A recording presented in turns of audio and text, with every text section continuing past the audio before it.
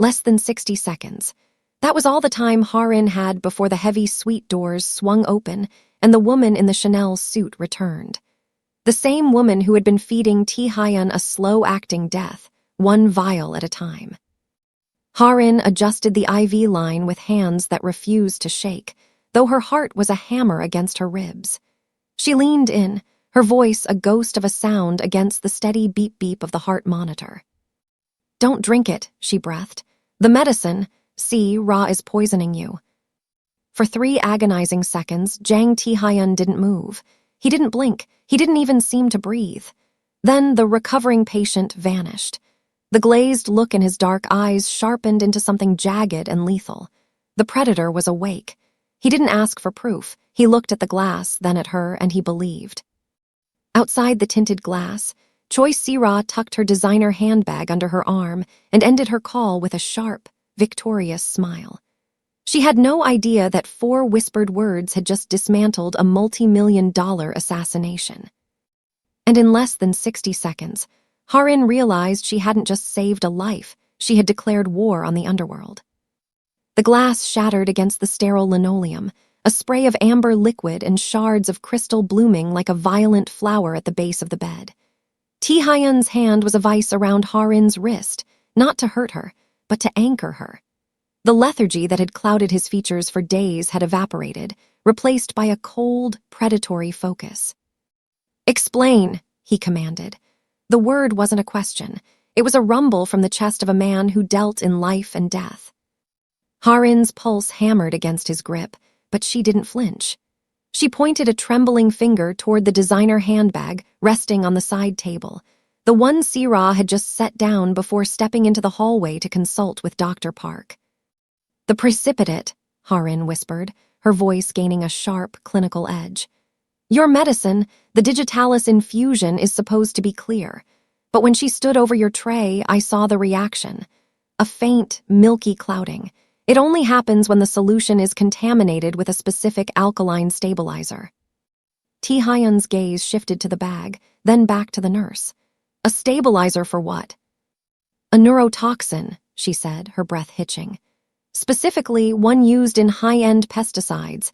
It's odorless, but it reacts with the preservatives in your IV bag. I saw the residue on the clasp of her bag, a white, waxy film. She wasn't just tracking your doses, Mr. Jang. She was measuring the rate of your decline." The door handle turned. The click sounded like a gunshot in the silent suite. Choi Si-ra glided back in, her long, silky hair swaying against her shoulders. She stopped mid-step, her sharp cheekbones catching the fluorescent light as she stared at the mess on the floor. Her expression shifted instantly, a masterclass in manufactured concern. "Tae-Hyun, darling, what happened?" She rushed forward, her designer heels clicking a frantic rhythm. "Did you drop it? Nurse, why are you just standing there? Get him a fresh dose immediately." Tae-Hyun didn't move. He didn't look at the glass. He looked at Si-ra as if seeing a ghost for the first time. "The bag, Si-ra," he said, his voice terrifyingly soft. "Open it." The fiancé froze. The devoted lover mask didn't slip. It shattered. For a fleeting second, her pale skin turned a shade whiter, her grip tightening on the leather strap. I don't understand," she stammered, casting a venomous glance at Ha-Rin. "She's confused, Tae-Hyun, the stress of the VIP ward." "I said open it," Tae-Hyun roared, the sound vibrating the glass partitions. Ha-Rin stepped back, her heart orphaning itself in her chest. She had crossed the line. There was no going back to simple vitals and charting. She had just pointed a finger at the queen of a criminal empire, and in the dark reflection of the window, she saw the shadow of Kwon Do-jin appearing in the doorway. The hunt had begun. The air in the VIP wing didn't just turn cold. It turned heavy, as if the oxygen had been sucked out of the room by a vacuum. Kwon Do-jin didn't need a formal command. He moved with the predatory grace of a man who had spent a lifetime anticipating Jang Tae-Hyun's every breath. With a sharp flick of his black-gloved wrist, he signaled the men in the hallway.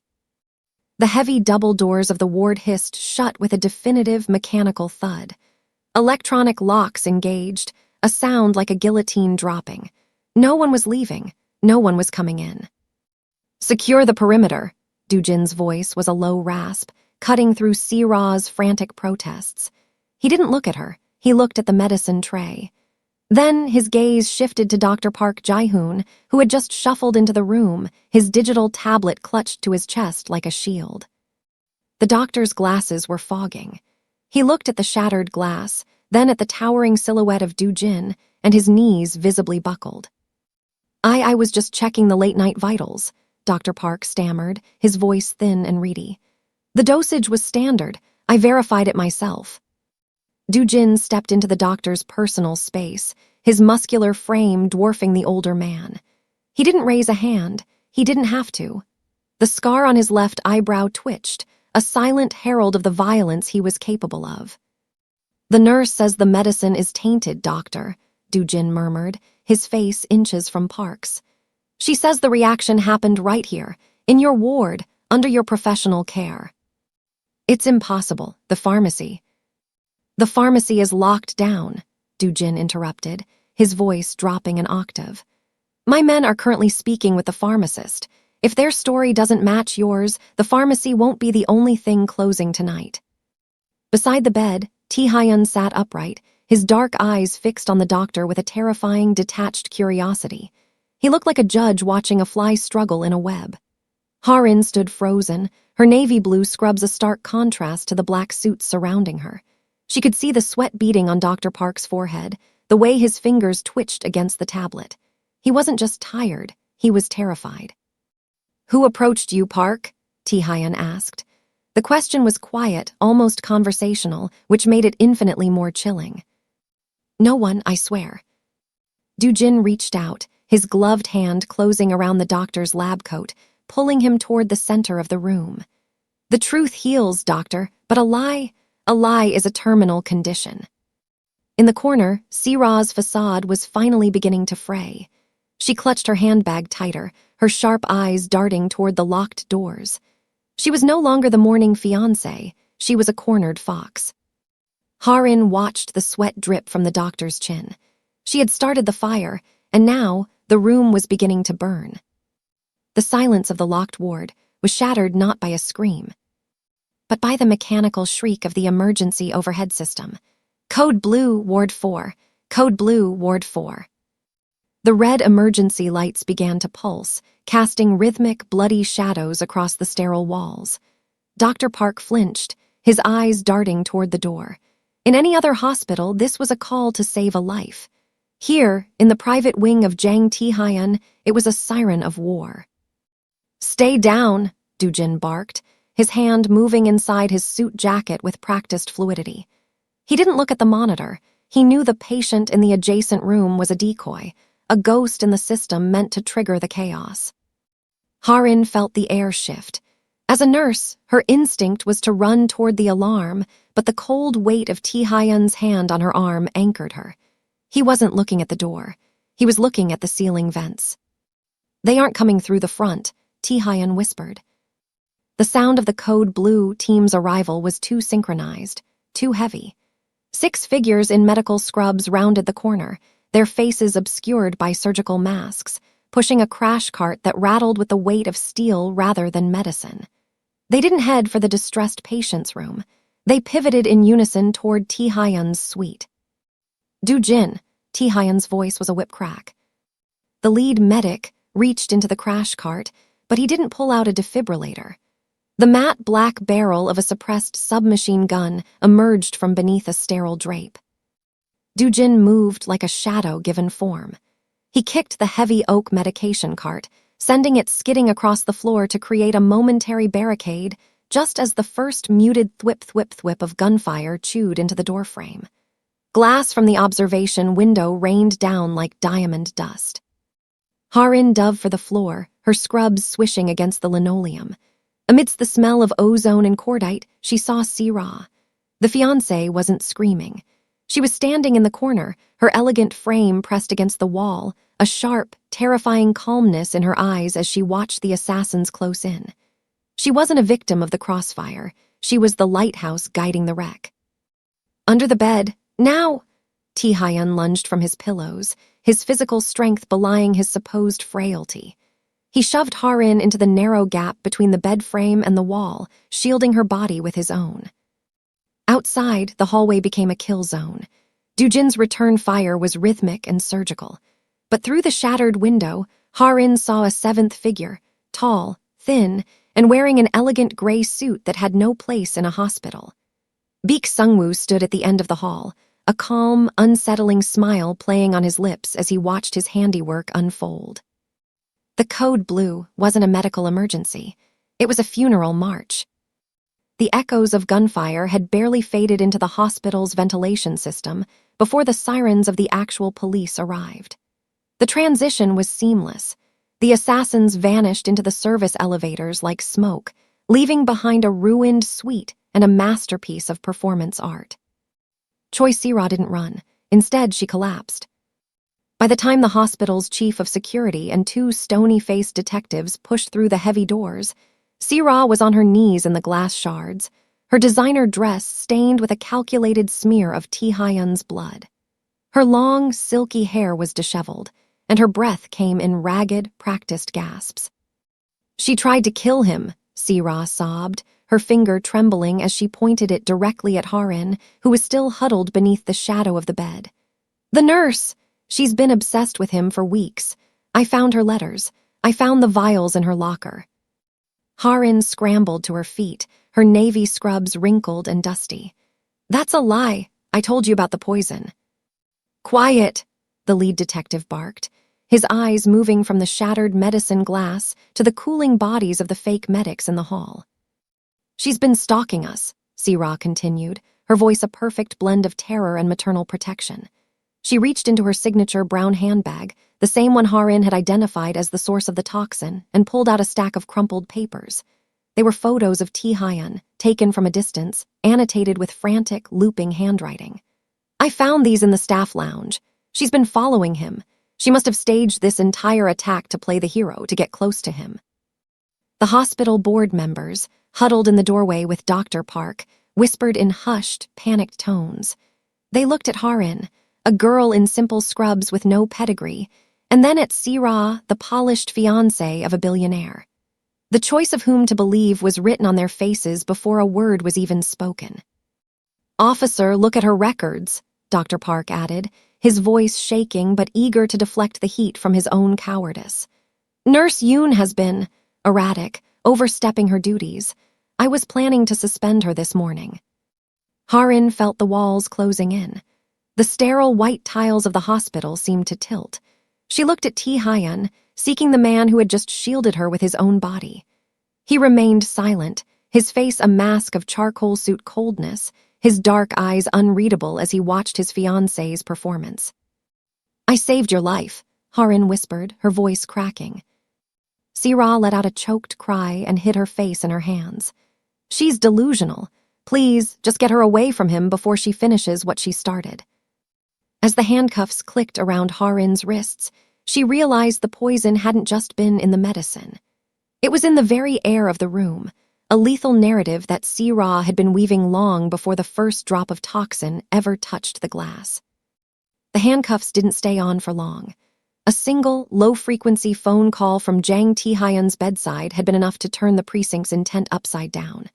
By midnight, Ha-Rin was standing on the rain-slicked curb outside the hospital, the metallic tang of the evening's violence still coating her tongue.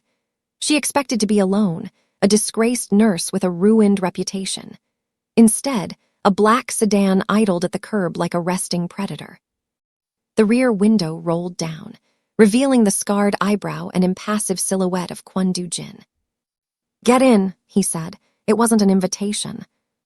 "I'm going home," Ha-Rin replied, her voice trembling but her chin held high. "I've done enough for your employer." "You don't have a home anymore, Nurse Yoon, not one that isn't watched by Baek Sung-woo's cleaners." Do-jin opened the door from the inside. "The boss has issued a decree. You are the only witness to the contamination. That makes you his most valuable asset and his greatest liability. From this moment, I'm your shadow. Where you sleep, I stand guard. Where you walk, I follow." Ha-Rin sat in the plush leather interior, the scent of expensive tobacco and gun oil clinging to the upholstery.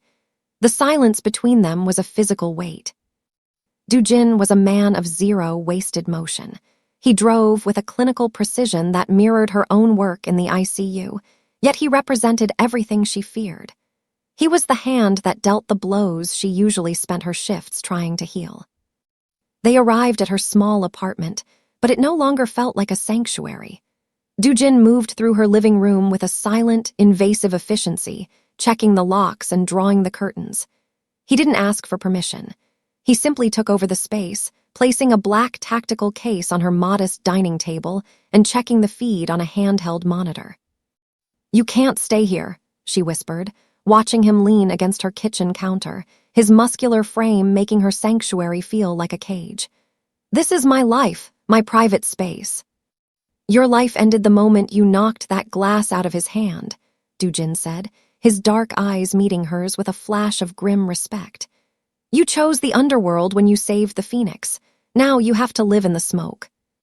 He sat in a chair facing the door, a silent sentinel who refused to blink. Ha-Rin retreated to her bedroom, but she didn't sleep. Through the cracked door, she could see the glow of his monitor and the silhouette of a man who lived for a war she had accidentally joined. She was safe, but she was a prisoner of the very man she had saved, bound to a world where protection felt indistinguishable from a threat.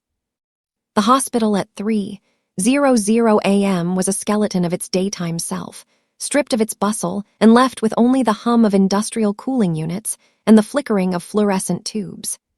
Ha-Rin moved through the service corridor, her navy scrubs replaced by a nondescript gray hoodie. Beside her, Jin was a ghost in a dark suit, his footsteps making less sound than her own racing heart. "The main elevator requires a biometric override," she whispered, pausing at the junction of the pathology wing. "But the sample intake chute in the basement connects to the pneumatic tube system. If I can get into the level 4 lab, I can pull the digital log of the residue analysis before CRA's people have it wiped." Jin didn't answer. He simply placed a hand on the door of the restricted stairwell and applied a brief, brutal pressure to the lock. The metal groaned and gave way. He gestured for her to enter first, his eyes never ceasing their rhythmic scan of the shadows. Inside the lab, the air smelled of ozone and formaldehyde. Ha-Rin's hands flew over the keyboard of the mass spectrometer's terminal.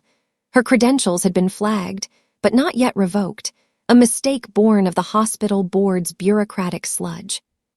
"Hurry," Jin murmured, standing by the frosted glass door, his hand resting on the hilt of a concealed blade. The screen glowed, illuminating the sweat on Ha-Rin's brow. She navigated through the encrypted files, her eyes scanning the molecular breakdowns. There it was. Sample 902B, the liquid from the shattered glass. Below it, a secondary entry, surface swab, brown leather grains.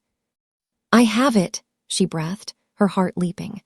"The chemical signature in the medicine is an exact match for the residue found on the leather of CRA's bag. It's a synthetic alkaloid, custom designed to mimic cardiac arrest." She jammed an encrypted drive into the port, the progress bar crawling with agonizing slowness. 10%, 40%. In the reflection of the monitor, she saw a red light blink on the security panel by the door. "Someone just bypassed the floor's silent alarm," Jin said, his voice dropping to a lethal calm. He stepped away from the door and drew a suppressed handgun. "The download, nurse, now." 80%, 95%. The chime of the elevator echoed from the hallway, the heavy, rhythmic thud of combat boots, not security loafers. Baek Sungwoo's cleaners had arrived to finish the job. "Done," Ha-Rin hissed, snatching the drive. Jin grabbed her by the arm, pulling her toward the emergency laundry chute as the lab's glass doors shattered under a hail of suppressed fire. "The evidence only matters if you're alive to present it," he growled. They plummeted into the darkness of the chute just as the first flashbang detonated behind them, the evidence clutched in her hand like a holy relic. The truth was finally out of the lab, but the war for the Phoenix's throne had only just begun. The smell of damp concrete and rotting timber filled the air of the derelict shipyard warehouse, a sharp departure from the sterile lavender scent of the hospital's VIP wing. Jang Tae-Hyun sat in a rusted metal chair, his charcoal suit jacket draped over his shoulders like a shroud. He looked less like a recovering patient and more like a deity of the dark, his dark eyes fixed on the trembling figure bound to a wooden post in the center of the room. Dr. Park Jae-hoon was no longer the dignified chief of medicine. His glasses were gone, his lab coat was torn, and his face was a map of raw terror. "I had no choice," Park sobbed, the sound echoing hollowly against the corrugated iron walls. "They have my daughter, Tae-Hyun. They sent me a video of her at her university in Seoul. A man in a gray suit was standing right behind her. He didn't even hide his face." Tae-Hyun leaned forward, the movement slow and deliberate. "Baek Sungwoo."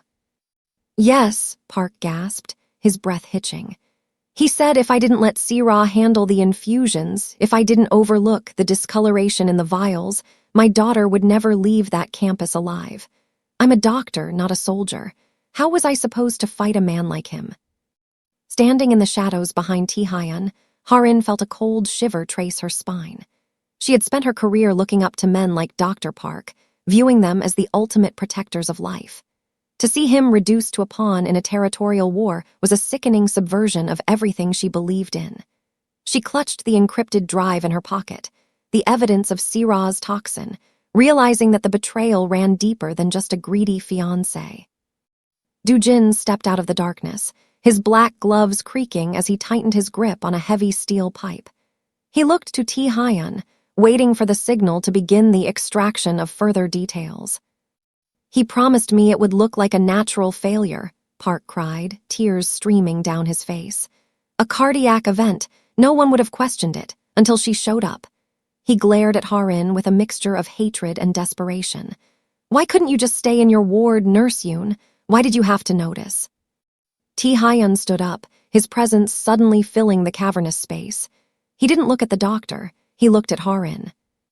"Because she's a better healer than you are a man," Tae-Hyun said, his voice a low, vibrating chord of fury. He turned back to Do-jin. "Keep him alive.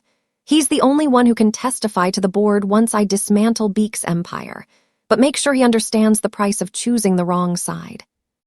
As they walked toward the exit, the doctor's wails fading behind them.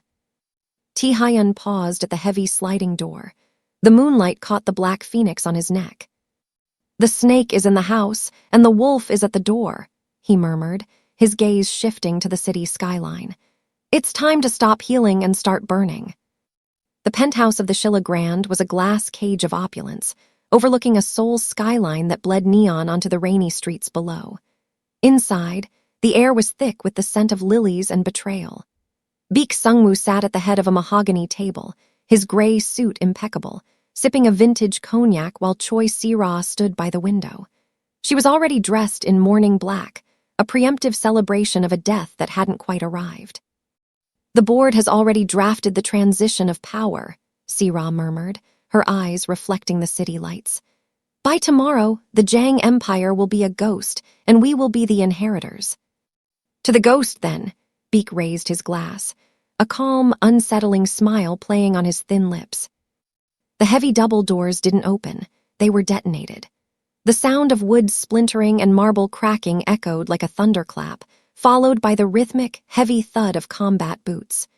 Do-jin entered first, a shadow carved from violence, but it was the man behind him who froze the blood in Sira's veins. Jang Tae-Hyun walked into the room with the measured stride of a king returning to a desecrated throne.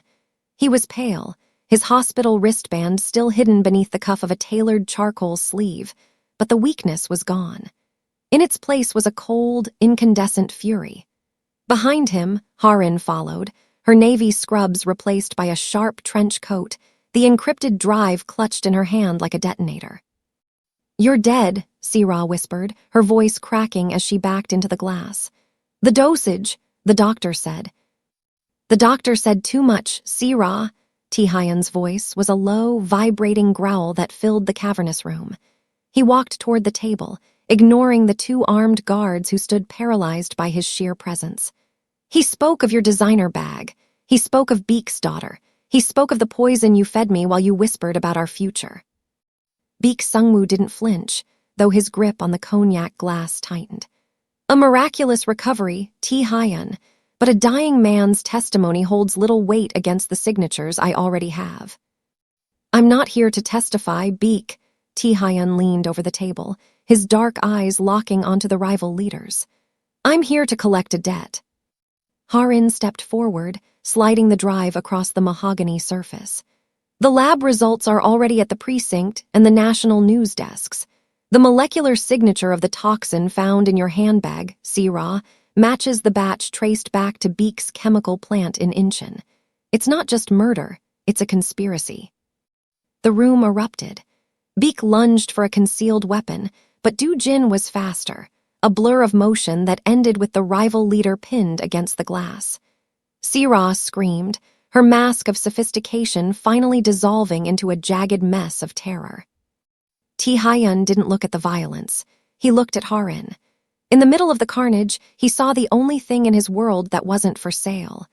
The phoenix had risen, not for revenge, but for the woman who had seen the man behind the monster. The rain against the floor-to-ceiling windows of the penthouse had slowed to a rhythmic, peaceful hum, a stark contrast to the sirens fatting in the distance.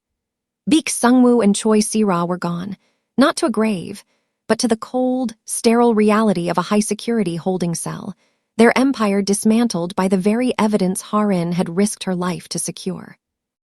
Jang Tae-Hyun stood on the balcony, his tailored suit jacket discarded, the sleeves of his white shirt rolled up to reveal the bandages still wrapping his forearms. He looked out at Seoul, the city he had ruled through fear and shadow for nearly 2 decades. The board signed the dissolution papers an hour ago, Do-jin said, stepping out onto the terrace. His voice was devoid of its usual lethal edge. The legitimate assets have been moved into a blind trust. The rest, the darker parts, have been buried. You're a private citizen now, boss. Tae-Hyun didn't turn around. And the men? They've been paid out. Most are moving to the shipping docks. Some are following Beak's remnants into the wind, but the Phoenix is officially retired. Do-jin paused, his gaze shifting to the glass door where Ha-Rin stood, watching them. I'll be downstairs if you need anything. For the first time, I hope you don't. Ha-Rin stepped onto the balcony as the right-hand man disappeared. The air was crisp, smelling of ozone and wet pavement. She felt the weight of the last 3 weeks lifting, replaced by a strange, quiet vacuum. You gave it all up, she said softly, leaning against the railing beside him. The power, the influence, you could have just replaced them and kept the throne. Tae-Hyun finally looked at her. The cold, calculating predator was still there, but the fire had been tempered by something human. He reached out, his thumb brushing the silver bracelet on her wrist. I spent 20 years building a kingdom just to make sure no one could touch me, he murmured. But I was dying in a silk sheet bed, and the only person who actually saw me was a nurse with a habit of noticing things she shouldn't. I don't want a throne that requires a taster, Ha-Rin. I want a life where I can breathe without checking the air for poison. He looked at the horizon, where the first hint of a pale morning was breaking through the clouds. I have a long recovery ahead, he continued, his voice dropping to a low, sincere register. Physical and otherwise, I'm going to need a very talented medical professional, someone who doesn't scare easily. Ha-Rin smiled, a genuine, warm expression that finally reached her observant eyes. She didn't see the Mafia boss anymore. She saw the man who had chosen to step into the light. I think I can find someone for the job, she whispered. Tae-Hyun took her hand, his grip firm and grounding. The prescription for his new life was simple. No more shadows, no more secrets, just the quiet, steady heartbeat of a man who had finally found something worth living for.